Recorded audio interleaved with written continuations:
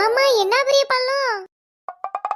அட படிக்காத நாய்களா, இது பேரு பள்ளம் கிடையாது, கிணறு. இதுக்கு தான் படிங்கடா படிங்கடான்னு சொல்றது.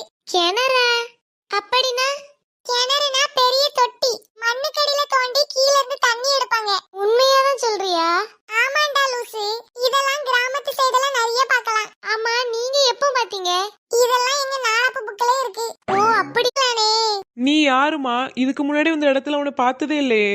ஆமாண்ணே, நாங்க வெளியூரு, என் ஃப்ரெண்ட பார்க்கிறதுக்காக இந்த ஊருக்கு வந்தேன். இதோ இவதான் அது. ஏ கமலி, என்ன இந்த பக்கம்? உங்களுக்கு அவளை தெரியுமா? ஏன் தெரியாது? அது என்னோட அண்ணே பொண்ணு. அண்ணே பொண்ணா? சித்தப்பா எப்படி இருக்கீங்க? சித்தப்பாவா? நான் நல்லா இருக்கேன் மக்களே. அம்மா எங்க இருக்காங்க? அம்மா வீட்ல தான் இருப்பாங்க. ஏன் சித்தப்பா ஏதாச்சும் சொல்லணுமா? இல்ல மக்களே, ஒரு நாள் வீட்டுக்கு வரேன். சண்டையா? எதுக்கு? எங்க சித்தப்பாவுக்கு இந்த ஊர்ல விவசாயம் செய்ய ஆசை. ஆனா அவங்க அப்பாக்கு ஒரு பெரிய சிட்டில போய் பெரிய பெரிய பிசினஸ் பண்ணணும்னு ஆசை. அவங்க அப்பாக்கு ஏன் விவசாயம் பண்றது பிடிக்கல?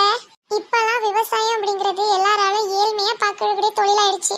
என்னதான் விவசாயிகளை காப்போம் மதிப்போம்னு சொன்னாலும் இந்த நாட்டுல அப்படி எதுவும் நடக்கிறது இல்ல. ஆனா விவசாயிங்க சேத்துல